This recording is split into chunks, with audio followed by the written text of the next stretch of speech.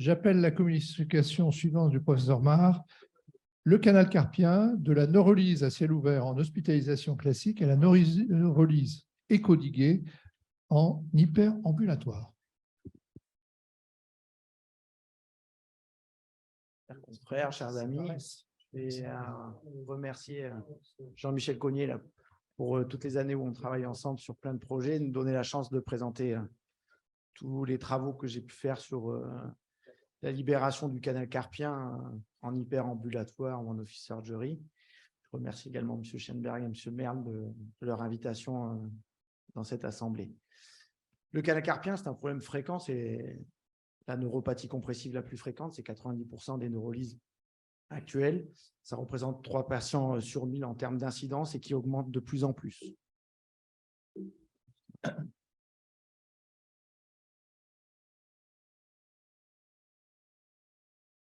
Voilà. Donc, ici, vous voyez les évolutions. Alors, à gauche, vous voyez une chirurgie en mini-open. Sur la photo du centre, c'est la technique endoscopique que moi, on m'a appris au début quand je suis arrivé en 2002 dans le service de M. Chamas. Et à droite, vous voyez ce qu'on appelle la chirurgie en hyperambulatoire sous anesthésie locale et avec un éco-guidage. Donc, on va aller voir pourquoi cette évolution, est-ce qu'elle a un intérêt dans nos pratiques et pour nos malades. La chirurgie mini-invasive, c'est quelque chose qui se développe de plus en plus, quelles que soient les spécialités, pour essayer de diminuer l'invalidité post-opératoire, diminuer les séquelles esthétiques. Il est difficile de savoir si ça a un réel intérêt sur le long terme. Lorsqu'on regarde les différentes études randomisées entre mini-open ou technique mini-endoscopique ou technique mini-invasive, les résultats à long terme montrent très peu de différence, surtout une différence en termes cosmétiques. Mais si on étudie de plus près, on s'aperçoit que les gens ont une récupération un peu plus rapide.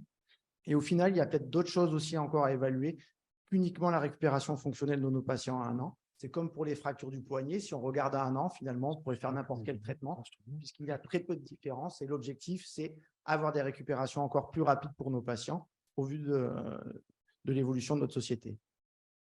Alors, pourquoi l'office et l'échographie? Eh bien, l'échographie, tout d'abord, c'est un outil de planification. Contrairement à ce qu'on fait quand on fait de la chirurgie à ciel ouvert, on va découvrir de la superficie à la profondeur les différentes variantes anatomiques. Si on fait de l'endoscopie, ben finalement, on va voir de la face profonde et découvrir au fur et à mesure ce qui arrive. L'échographie, c'est quelque chose qu'on peut utiliser à la fois en pré- et en péropératoire. En préopératoire, on peut aller, comme vous voyez sur ces différentes images, je vais les relancer. On voit ici le nerf, on voit les petites branches nerveuses, ce sont les branches motrices ténariennes. On arrive à voir exactement leur émergence, si elles sont transligamentaires, postligamentaires. Ça nous permet d'analyser les différentes variantes, savoir est-ce qu'on a un nerf qui est bifide. On revoit ici la petite branche qui part. Est-ce qu'il y a une artère centrale du carpe? C'est assez rare, mais ça peut arriver. Donc, on a un vrai outil qui nous permet de planifier notre chirurgie, de décider comment on va faire. C'est un vrai apport à la fois clinique et durant la chirurgie. Je vais vous présenter une vidéo sur la technique en elle-même. Et puis après, je vous montrerai les travaux qu'on a faits pour analyser l'intérêt de cette pratique. Donc, c'est une technique que je fais avec un couteau qui a été développé par une société française.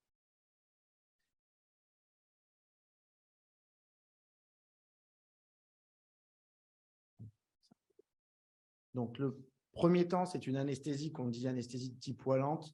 C'est des anesthésies avec de la lidocaïne et de l'épinéphrine. Ça fait un bloc vasculo-nerveux. Il n'y a pas de garrot. On n'arrête plus les anticoagulants chez nos patients. Donc, on va repérer nos repères du ligament annulaire avec son incision proximale au niveau du pli de flexion et l'incision distale, la ligne distale au niveau de la ligne de Kaplan. Ensuite, on fait une incision quasiment comme une technique endoscopique. On va repérer d'abord les différents éléments. Ici, vous voyez en jaune le nerf, le ligament qui est un peu plus loin. Et on va pouvoir, pareil, aller voir où vont se faire les branches de division. Ici, en orange, vous voyez les branches de division ténariennes. Donc, on sait qu'on n'aura pas de branches qui viennent croiser dans notre safe zone. On va changer le mode d'exploration. On va se passer en mode longitudinal et on va pouvoir voir le ligament et le nerf. On va même pouvoir voir le pseudonévrome de la compression. Ça permet d'analyser exactement, voir où est l'artère palmaire. Ça nous permet exactement de planifier notre geste pour s'assurer où sont les éléments à risque et les éléments qu'il faudra disséquer correctement. On fait une simple moucheture cutanée. On va faire une dissection à minima avec l'aide d'une pince d'Ashted. On va la positionner sous le ligament.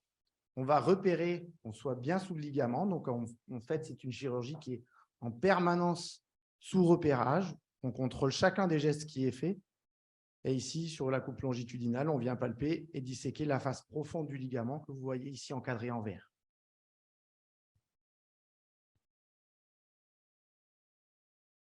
À la fin, on peut mesurer également la longueur du ligament pour pouvoir s'assurer qu'on n'aille pas trop loin et qu'on ne coupe pas plus que le ligament supplémentaire lorsqu'on a peu d'expérience. Ensuite, on vient positionner ce petit couteau et on va surtout venir vérifier sa position. Donc là, on essaie d'être vraiment parallèle à l'avant-bras. Et ici, on vient vraiment chercher à voir en bleu la spatule inférieure du couteau et s'assurer qu'elle est vraiment juste en dessous. Et en soulevant, on s'aperçoit qu'elle n'accroche pas le nerf. Donc, on est vraiment sous contrôle. Et ensuite, on fait la section avec un contrôle permanent sur cette coupe longitudinale. Vous voyez en bleu les morts du couteau, en vert le ligament, l'artère qui est au bout.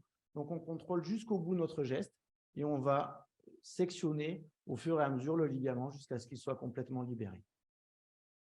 Cette technique, ça nous a permis de développer un geste qui était mini-invasif, comme avec l'endoscopie. Mais comme vous voyez, on n'a pas d'ancillaire. Donc, on peut le pratiquer autant de fois qu'on veut sur un programme. Là, on peut même vérifier qu'on a complètement libéré. On voit le nerf. On vient de checker que tout au bout, avec la petite pince de Kelly, on passe finalement de la profondeur à la superficie. Les patients, il n'y a pas de suture, pas de point, pas de colle. Un simple pansement pour 2 à 3 jours. Et on les autorise à utiliser leurs mains dès le lendemain. Des traitements avec des antalgiques de palier 1. Très rarement, dans moins de 10% des cas, les patients utilisent des paliers 2. Donc, l'office surgery, c'est ce qui nous a amené après à se développer. Donc, il y a 2 types de centres qui commencent à se développer. Soit les paliers 1, c'est des salles de soins externes avec comme des salles blanches qu'on avait connues, que les confrères plasticiens utilisent beaucoup. Ça peut être semblable à un cabinet de dentiste. Et après, des paliers 2 ou avec des circuits qui sont plus courts, avec des circuits où les patients sont debout. Il y a des centres en public et en privé, mais où il y a une filtration d'air. Donc ici, vous voyez un centre de type palier 1, et dans le deuxième, c'est un palier 2, c'est quasiment une sorte de mini-bloc, mais les patients sont sous anesthésie locale et font toute leur déambulation debout, il n'y a pas de brancardage. En palier 1, globalement, on va faire les gestes percutanés, ce qui va être le sujet de ma présentation, sans gestes osseux et sans implant, vu qu'on est dans des salles limitées. Les paliers 2, ça dépend de vos capacité de SPI, mais globalement, nous, actuellement, on fait tous nos gestes de chirurgie de membre supérieur dans ce type de circuit.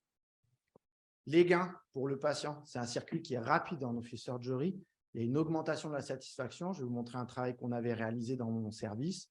Il y a une diminution de la durée de réhabilitation. C'est une des rares études où on a réussi à montrer que le patient récupère un poil plus vite qu'avec les autres techniques mini-invasives, alors que si on regarde dans le temps, actuellement, malgré qu'il y ait des progrès sur l'analgésie, les techniques opératoires, les arrêts de travail s'allongent. Alors, est-ce que c'est sociétal par rapport aux problèmes qui causent aujourd'hui la relation au travail? Mais avec ce principe-là, on a réussi à diminuer le stress périopératoire, à diminuer la durée de réhabilitation de nos patients, et surtout un respect important de la dignité qui est de plus en plus demandé, puisque finalement, on ne dénude pas nos patients, comme vous avez vu sur les photos. Et je vais vous montrer différentes études qu'on a faites. Donc, l'HAS est en train de développer ce genre de parcours. Il y a des études qui sont en cours de lancement auprès des différentes sociétés savantes. Il y a beaucoup de sociétés savantes qui s'intéressent à l'office surgery, que ce soit la gynécologie, l'ORL, l'orthopédie. Pour évaluer la sécurité, nous avions lancé ça il y a environ 7 ou 8 ans dans mon service. On s'est dit, est-ce que c'est aussi sécure que ce qu'on fait au bloc? Donc, on a fait une étude avec notre service d'infectiologie qui a traqué sur 125 patients, la moitié au bloc, la moitié en office, pour voir si on avait plus d'infections. Et on s'aperçoit qu'on n'avait aucun problème en ayant fait la traçabilité de la préparation du patient, la réalisation de l'acte et le bio-nettoyage. On s'est assuré que d'un point de vue infectieux, il n'y avait pas de risque d'augmentation des infections. Donc, l'absence de traitement d'air n'était pas corrélée. C'est un papier qui a été publié au congrès d'infectiologie. La deuxième étude, on s'est assuré que nos anesthésies locales étaient aussi performantes que les anesthésies locaux-régionales qu'on propose à nos patients. C'est une étude qui a été réalisée par mon équipe d'anesthésie avec le professeur Cuvillon, qui est responsable à ASFAR. C'est-à-dire que c'est les anesthésistes qui ont évalué les patients sous ALR et sous anesthésie locale, tout en sachant que c'était moi qui faisais mes anesthésies locales. Je pense qu'ils avaient comme objectif au départ de se dire que l'ALR, c'était mieux. Au final, la conclusion de cette étude, c'est que la présente étude a démontré que le Wallant était associé à un niveau élevé de satisfaction et qu'au point de vue de la pertinence clinique et des soins, c'est ce type d'anesthésie qu'il faudrait proposer en premier lieu pour la chirurgie distale du membre supérieur. Ensuite, on a voulu s'assurer de la satisfaction de nos patients. Donc, c'est un papier qu'on a publié avec Donald Lalonde, qui est celui qui a développé cette technique d'anesthésie, c'est-à-dire la wide awake local anesthesia with no tourniquets, c'est-à-dire qu'avec cette anesthésie locale, on peut éviter d'avoir un garrot, ce qui peut être intéressant chez des patients qui ont soit des fistules, soit des problèmes de drainage lymphatique, etc., où on n'arrête même plus nos anticoagulants pour des patients qui sont difficiles à équilibrer. Donc, on a fait 3 groupes.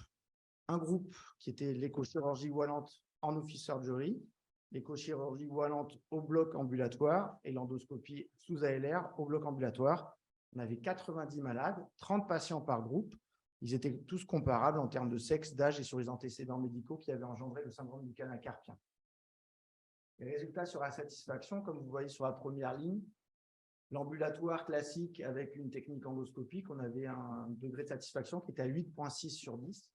Et si vous regardez l'office, c'est à 9,87. Il y a un gain de 0,5 points entre le passage de l'ambulatoire à l'office.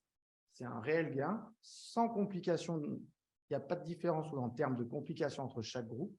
Et la qualité de l'anesthésie ressentie est bien plus importante avec le Wallant qu'avec l'anesthésie loco-régionale, même si elle a déjà de très bons scores.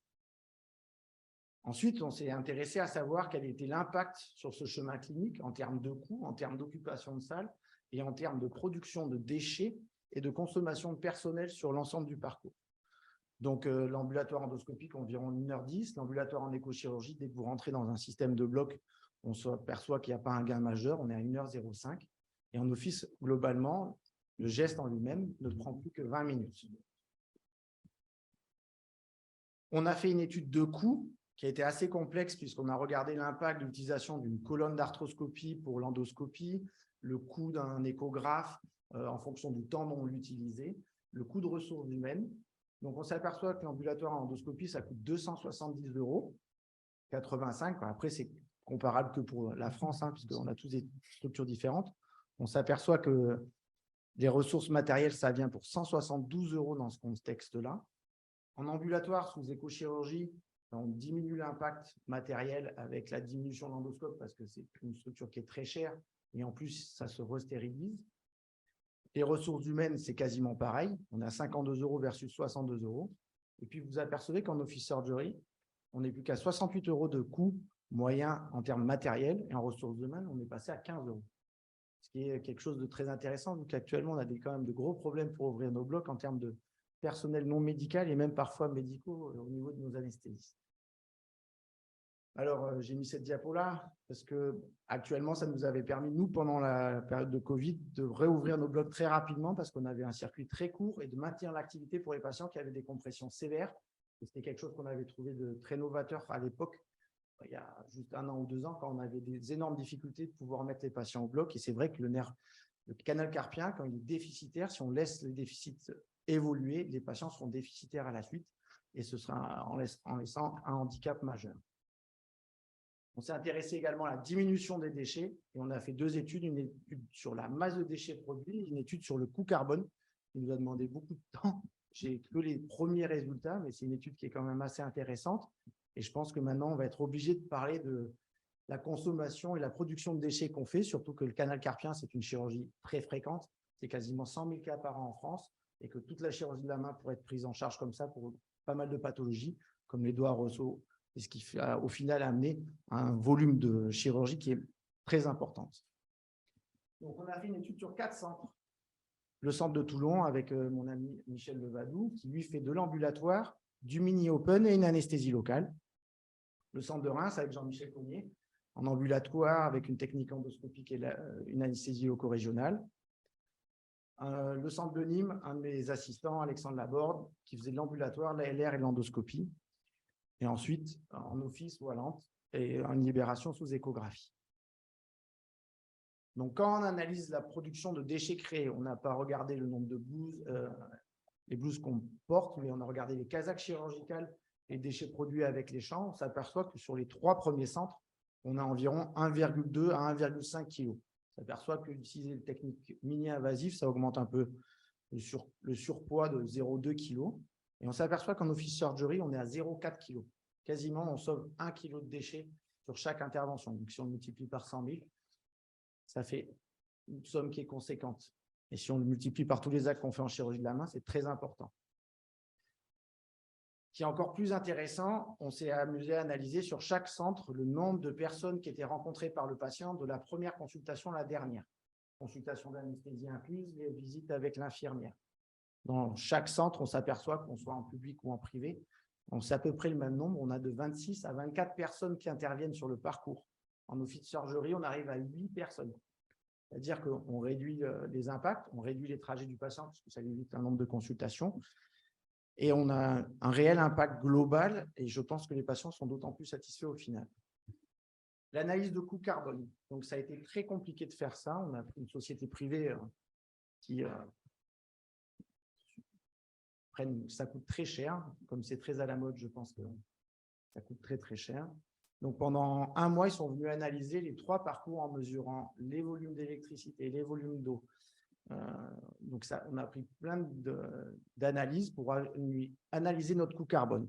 Donc, je marque bien que c'est à distance égale de la structure de soins, car on s'aperçoit que la seule chose qui compte au final, c'est le déplacement de nos malades.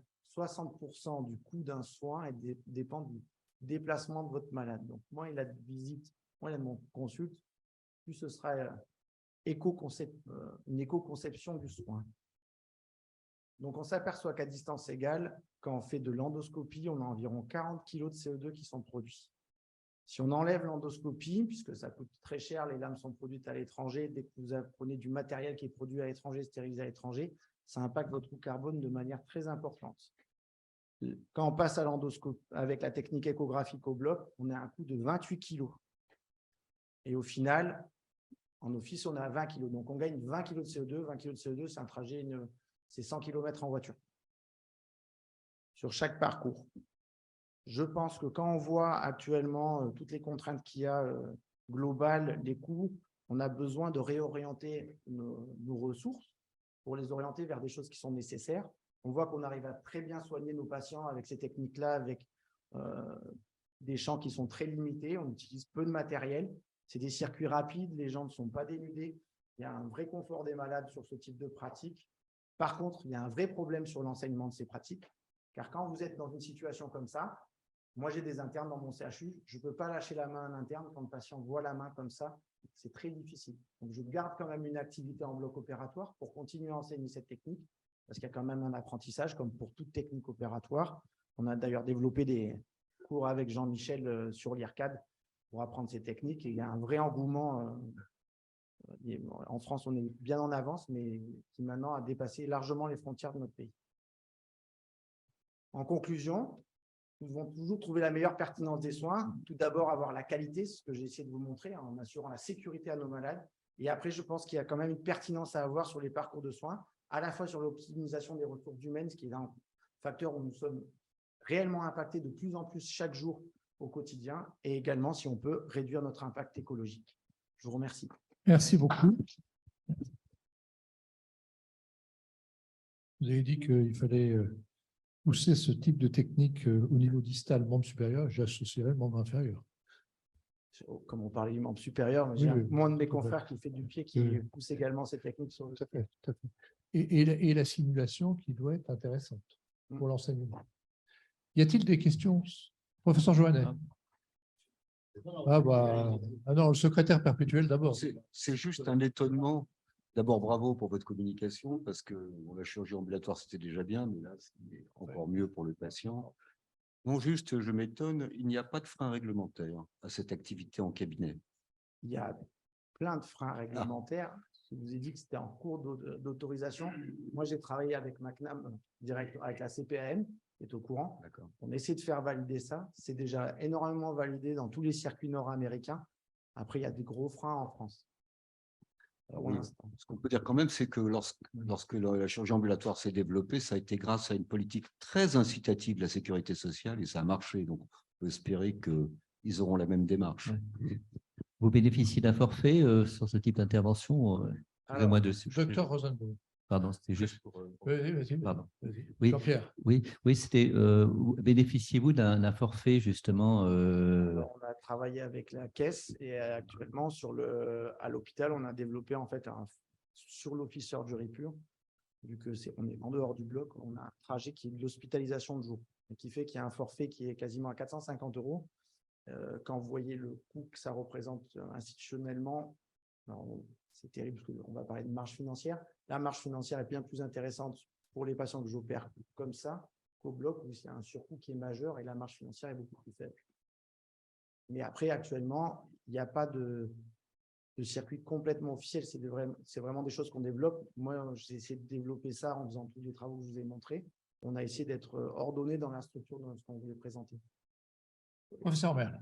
Moi, je veux vous féliciter parce que c'est rare ici d'entendre un chirurgien qui a un véritable discours citoyen éco-responsable. Ça, c'est la première chose. Et ça, c'est une réalité. On diminue. Lalonde l'avait très bien montré. Deuxième chose qui me rassure, c'est vous, en tant que chirurgien, qui faites la technique. Vous voyez ce que je veux dire? Il ne faut pas s'égarer. Et vous n'avez jamais dit que vous aviez eu à faire la moindre conversion en péropératoire. Vous êtes parfait. Alors, Attendez, je n'ai pas fini. Comme ça, vous me ferez une réponse globale. Vous utilisez le knife light au point de vue, moi j'ai fait ça pendant très très longtemps, vous le faites de proximal en distal. J'avais changé la technique, je le faisais en distal, en proximal. Pourquoi? Un, j'avais le contrôle toujours de l'arcade vasculaire. Deux, j'avais toujours le contrôle visuel presque de la branche ténarienne. Et j'ai toujours peur en échographie, quand il y a une branche ténarienne qui sort à la verticale du nerf médian, que ça ne se passe pas très bien. Et dernier point, pourquoi j'ai changé l'orientation du knife light de distal en proximal, c'est que souvent, on a parfois du mal à passer le couteau. Vous ne pouvez pas me contredire là-dessus. Ça résiste. Et il y a quelques patients qui me développaient des paresthésies par élongation du nerf interdigital du troisième espace. Vous avez la parole. Les questions sont pertinentes. Donc, sur la première remarque, l'éco-responsabilité, je pense qu'on y est tous presque obligés. Et je pense que c'est intéressant d'y réfléchir puisqu'on a un impact majeur avec tout ce qu'on utilise. C'est souvent de usage unique. Sur la technique, moi, je le fais de proximal en distal parce que ça me permet, quand j'enseigne, on est placé de part et d'autre. Je peux tenir la main de mon assistant ou de mon interne. Et je le contrôle mieux comme ça. Et le fait d'avoir l'écho, j'ai le contrôle permanent sur mon artère. Je sais où elle est.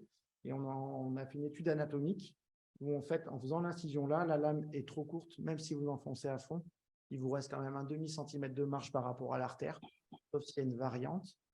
Sur les variantes du nerf, donc comme je les vois à l'avance, je peux les dessiner et faire un trajet où je décide vraiment de passer.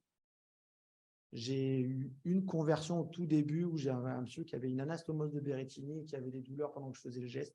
J'ai arrêté le geste, je l'ai remis au bloc et je l'ai fait à ciel ouvert. Voilà. Merci, professeur Joannet. Combien de temps met un chirurgien, orthopédiste ou d'une autre spécialité pour apprendre à faire une échographie? Alors, je commence à avoir un peu d'expérience sur ça, puisque depuis 3-4 ans, on fait des cours avec Jean-Michel de manière régulière et sur l'IRCAD également, on a pu développer un cours d'échographie. Alors, les chirurgiens ont une spécificité comparée aux autres médecins, c'est que normalement, ils connaissent bien l'anatomie. Donc, quand on met un échographe, on voit exactement les structures qu'on a l'habitude de voir. Il faut juste comprendre comment on crée l'image, puisqu'on crée réellement l'image. C'est un acte opérateur dépendant. Mais c'est quelque chose où on a une courbe de progression qui est très rapide si on connaît bien l'anatomie, parce que c'est assez facile, on va vite se retrouver sur les structures. Globalement, un chirurgien qui est Jean-Michel, quand il a fait ses premiers canaux carpiens, je pense qu'au bout de 3, il savait les faire. Donc ça va assez vite. Après, c'est vraiment le problème de l'apprentissage de l'anatomie, où il y a, je pense, plus de lacunes parfois chez des jeunes, et ce n'est pas tant l'usage de l'échographie qui est compliqué que la connaissance anatomique qui peut être défaillante. Si on connaît bien l'anatomie, les machines, elles progressent, c'est comme nos téléphones. On m'avait montré, on est passé du téléphone à roue, il a montré un beau téléphone. Maintenant, on a des iPhones qui font des choses exceptionnelles. Les machines d'échographie, on a un de nos collègues qui est suisse, qui a une machine qui vaut très cher, 150 000 €. Nous, on a des machines à environ 20 000 €. Il y a une machine, ça fait des images qui sont de type IRM sur la main. Et franchement, sur les parties molles, moi, je ne reviendrai pas en arrière de l'usage de l'échographie. On a de plus en plus de collègues qui se servent de l'échographie, même en opératoire, sur une chirurgie de tumeur. Moi, j'ai mes collègues qui font la tumeur. Des fois, ils m'appellent pour que je leur fasse un check pour retrouver un plan entre une tumeur qu'ils ne voient plus quand elle est mal positionnée dans les zones musculaires. Ça vous permet de retrouver des petites lésions dans les parties molles. C'est quand même un gain qui est majeur, à la fois clinique et à la fois sur de l'aide périopératoire. Alors, juste un petit mot quand même. Alors, ce que vous dites pas, Olivier, c'est qu'actuellement, c'est le meilleur expert en France pour l'échochirurgie. Ça fait des années qu'il travaille dessus. Après, toute la problématique, c'est en fait pouvoir transmettre cette connaissance et faire en sorte que ce soit facile à faire pour tout le monde. Parce que les techniques compliquées, si on n'arrive pas à les transmettre, ça ne sert à rien. Ce qu'il ne vous a pas dit non plus, pour répondre à votre question, c'est qu'on a été au laboratoire d'anatomie. On a fait 100 canaux carpiens sur des pièces anatomiques fraîches en technique échographique pour s'assurer qu'effectivement, il n'y avait pas de soucis particuliers. Donc, on n'a pas commencé le premier jour sur un patient lambda. Donc, c'est compliqué quand on possède déjà une technique, que ce soit à ciel ouvert ou en endoscopie, et que ça fonctionne bien, de changer du jour au lendemain de technique, parce qu'on met en jeu, il y a un risque pour le patient, il y a un risque pour la réputation aussi du chirurgien, parce qu'à un moment donné, on part dans quelque chose d'inconnu. Et donc, plus on avance en âge, moins on aime l'inconnu. Avec un petit peu d'expérience, on devient de plus en plus méfiant. Merci. Il y a le professeur Morvan qui a levé la main. Oui, je suis heureux de voir que les chirurgiens s'intéressent à l'interventionnel au niveau de la main et comme au niveau du pied. Ça a été une de mes grandes surprises en interviewant la Sofcote il y a 1 an ou 1 an et demi, de m'entendre dire que l'orthopédie n'avait pas de place pour l'interventionnel. Or, on s'aperçoit qu'au niveau de la main, comme le montre le canal carpien, les doigts arceaux, les ténosynovites de De Kervin, il y a indiscutablement une place pour l'interventionnel avec différents intervenants probablement de nature diverse qui vont être les radiologues, les rhumatologues et bien entendu les orthopédistes, mais également au niveau de l'avant-pied et également au niveau de la colonne vertébrale, qui prouve que l'interventionnel pénètre en orthopédie de façon déjà relativement massive. Merci. Il y a le professeur Nakamura qui confirme les problèmes des variations anatomiques. Il y avait le professeur Merle, je crois. Non, le professeur Schoenberg, pardon. Le micro.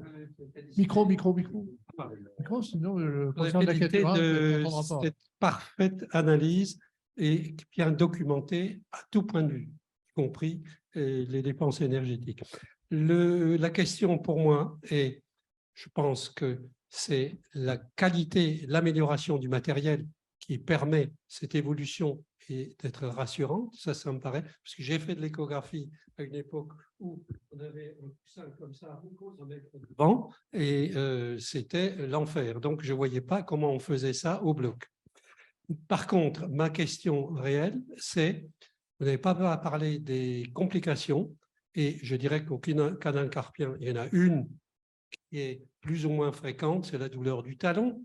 Est-ce qu'il y a une modification? Parce que je pense que vous coupez le ligament comme tout le monde, et donc vous devez avoir les mêmes ennuis. Exactement. Merci. Il y aura toujours les mêmes problèmes tant qu'on coupera le ligament. Le seul qui aura la solution, c'est celui qui ne le coupera pas.